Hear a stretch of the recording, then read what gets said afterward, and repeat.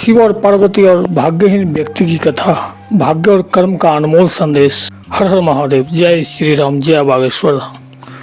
नमस्कार दोस्तों, महादेव शिव चैनल में आप सभी का स्वागत। अगर आप यह कथा सुन रहे हैं तो पूरा सुनिए, आधा अधूरा छोड़कर जाने की गलती मत कीजिएगा। इस पवित्र कथा को सुनने मात्र से मन चाहा फल की प्राप्ति होगी। अगर आप शिव भक्त हैं तो भोलेनाथ का अनादर न करें। तो चलिए कथा को प्रारंभ करते हैं। प्राचीन काल की बात है, भगवान शिव और माता पार्वती कैलाश पर्वत पर निवास करते थे। एक दिन माता पार्वती ने भगवान शिव से कहा, हे स्वामी, हम सदैव अपने भक्तों की प्रार्थनाएं को सुनते हैं, परंतु उनके जीवन को पास से देखने और समझने का अवसर नहीं मिलता है। चलिए आज हम पृथ्वी पर भ्रमण करें और मानव जीवन के संघर्षों को देखें। भगवान शिव ने माता पार्वती की बात स्वीकार कर ली। भगवान शिव ने अपने वाहन नंदी पर सवार होकर माता पार्वती के साथ पृथ्वी पर भ्रमण के लिए निकल पड़े। चलते चलते शिव और पार्वती एक गांव पहुंचे। वहां उन्होंने देखा कि एक अंधा व्यक्ति जो धनवान था और एक बेहद दरिद्र व्यक्ति साथ साथ चल रहे थे। अंधे व्यक्ति के पास खाने पीने का सामान था, जबकि दरिद्र व्यक्ति अत्यंत भूखा और कमजोर था, जो अंधे को एक डंडे के सहारे देकर ले जा रहा था।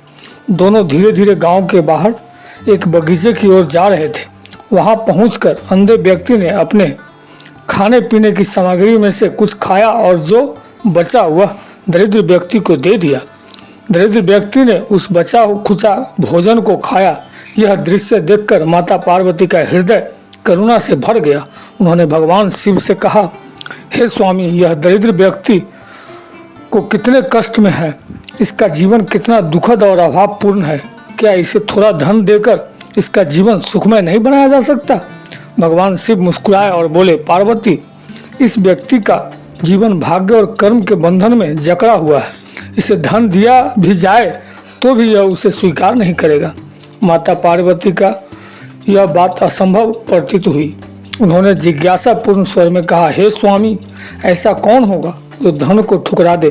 कृपया इसे कुछ धन देकर देखे। भगवान शिव ने माता पार्वती की बात मान ली। उन्होंने अपना दिव्य चमत्कार से सोने के सिक्कों से भरा एक सोने का घड़ा बनाया और उसे दरिद्र व्यक्ति के रास्ते में रख दिया। वह घड़ा इस प्रकार रखा गया कि व्यक्ति के लिए उसे देखना और पाना सहज हो। भगवान शिव ने माता पार्वती से कहा, चलो अब देखते हैं कि यह व्यक्ति इस धन का उपयोग करता है या नहीं। भगवान शिव ने माता पार्वती से कहा कि चलिए वहाँ छाया में चलकर बैठकर देखा जाए। आप जिसे धन देने के लिए जिद कर रही वो इस धन को क्या करता है। दरिद्र व्यक्ति की प्रतिक्रिया। थोड़ी देर बाद वह दरिद्र व्यक्ति अंधे व्यक्ति को सहारा देते हुए उसी रास्ते से लौटा। थोड़ी दूर चलने के बाद वह दरिद्र व्यक्ति अपने आंखों पर पट्टी बांधकर अंधे होने का एहसास करते चलने लगा कि देखे अंधे व्यक्ति को चलने में कितनी समस्या होती होगी। जैसे ही वह सोने के घड़े के पास पहुंचा, उसने महसूस किया कि रास्ते में कुछ रखा है। उसने अपनी लाठी से उसे छुआ और कहा, अरे यह रास्ते में पड़ा कोई पत्थर है, इसे हटाना होगा ताकि कोई ठोकर ना खा ले। यह कहते हुए उसने घड़े को रास्ते के किनारे कर दिया और बिना रुके आगे बढ़ गया। माता पार्वती का आश्चर्य हुआ और शिव का ज्ञान यह देखकर माता पार्वती अत्यंत आश्चर्यचकित हो गई। उन्होंने भगवान शिव से कहा, हे स्वामी, यह तो अविश्वसनीय है।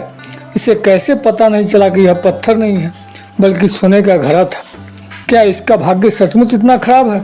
भगवान शिव ने गहन ज्ञान पूर्व स्वर में उत्तर दिया, पार्वती, मैंने पहले ही कहा था कि यह व्यक्ति अपने भाग्य से बंधा हुआ है। इसकी दृष्टि केवल भौतिक नहीं बल्कि मानसिक और आध्यात्मिक रूप से भी अंधी है। इसे अवसर मिला, लेकिन इसके भाग्य में उस अवसर को पहचानना और स्वीकार करना नहीं लिखा था। इस वजह से वो निज मौके पर भी दुखपूर्ण जीवन जीने के बावजूद स्वीकार करने की जगह अपनी बनावटी अंधेपन के कारण आपके प्रस्ताव स्वरूप उस धन को भी स्वीकार नहीं कर सका। जब जीवन रूपी भाग्य दुखपूर्ण रहना होता है तो ऐसे ही जीवन में मिले मौके को व्यक्ति स्वयं गवा बैठता है और उन्हें बाद में कुछ भी हासिल नहीं होता है। अन्यासा ही दोष ईश्वर को दे दिया जाता है। इस घटना ने माता पार्वती को गहन शिक्षा दी।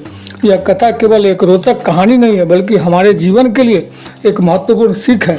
किसी महत्वपूर्ण अवसर को खो देना खुद अपनी सबसे बड़ी कमी है। भाग्य और कर्म दोनों ही जीवन में महत्वपूर्ण है, लेकिन केवल भाग्य पर निर्भर रहना पर्याप्त नहीं है। अपने कर्मों के माध्यम से भाग्य को बदलने का प्रयास करना चाहिए। किसी को उत्तम भाग्य और पूर्व जन्म के अच्छे कर्म के फलस्वरूप कुछ अन्यास मिलता दिख जाए तो उसे ईश्वरीय या प्राकृतिक वरदान मानकर स्वीकार कर लेना चाहिए। सबसे बड़ी पादरी है जीवन में अक्सर हर किसी को मिलते हैं, लेकिन उनकी पहचान और सही समय पर उनका उपयोग करना हमारी सोच और समझ पर निर्भर करता है। जब निज मौके पर उस दरिद्र व्यक्ति के समान आंखों पर पट्टी बांध आवश्यकता, धन, उपहार, साथ आदि को स्वीकार नहीं किया जाता है तो उसके लिए ईश्वर दोषी नहीं है। ईश्वर ने तो आवश्यक वस्तु सामने रख दी है, जब उसे स्वीकार नहीं किया जाए तो इसमें संपूर्ण दोष खुद की होती है। यदि हमारी दृष्टि और सोच सकारात्मक हो तो हम कठिन परिस्थिति में भी अवसरों को पहचान सकते हैं और उनका लाभ उठा सकते हैं। ईश्वर ने हम सभी को सोचने समझने का, उचित निर्णय लेने की क्षमता अनुसार ज्ञान दिया है। किसी को ईश्वरीय वरदान स्वरूप ज्ञान की अधिकता रहती है, जो समाज के लिए मार्गदर्शित साबित होते हैं। जहाँ दिमाग किसी निर्णय को लेने, सोचने समझने में थोड़ी असमर्थ दिखे, वहाँ अपने दिल से उत्पन्न सोच विचार पर निर्णय लेनी चाहिए।